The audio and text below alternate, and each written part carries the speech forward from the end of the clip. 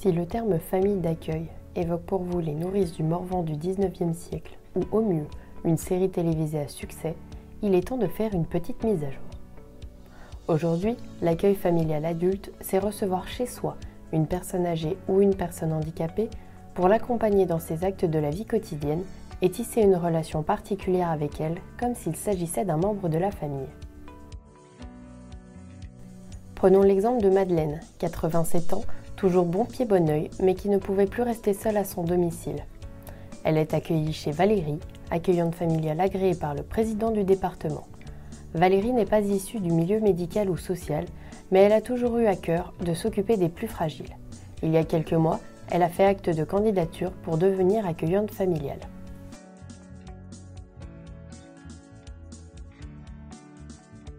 Les critères pour postuler sont relativement simples.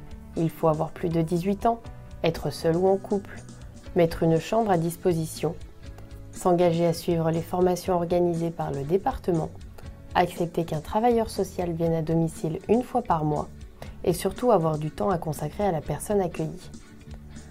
Après le dépôt de son dossier, Valérie a rencontré un agent du département et une psychologue. Suite aux différents éléments recueillis, un agrément de 5 ans lui a été délivré par le président du département pour accueillir de 1 à 3 personnes. Après l'agrément, des formations sont organisées dont une initiation au premier secours et une formation avant le premier accueil pour aider les accueillants à appréhender leur nouveau métier. Des travaux d'adaptation du logement peuvent également être nécessaires, comme par exemple remplacer la baignoire par une douche. Le département peut aider à les financer. C'est ainsi que Madeleine a rejoint le foyer de Valérie il y a 3 semaines.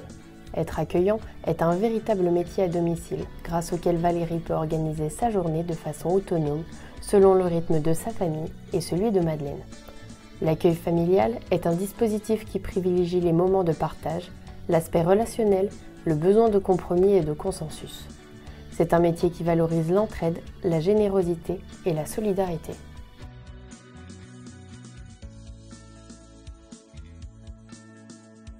L'accueillant familial est payé directement par la personne accueillie dans le cadre d'un contrat signé entre eux.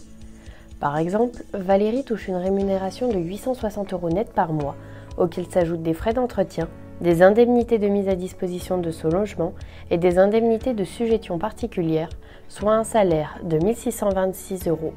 De son côté, Madeleine paye également des cotisations URSSAF en tant qu'employeur pour environ 300 € par mois. Pour financer son accueil, Madeleine peut prétendre à des aides comme l'allocation personnalisée d'autonomie ou l'aide au logement par exemple. L'activité de Valérie n'est pas régie par le Code du travail.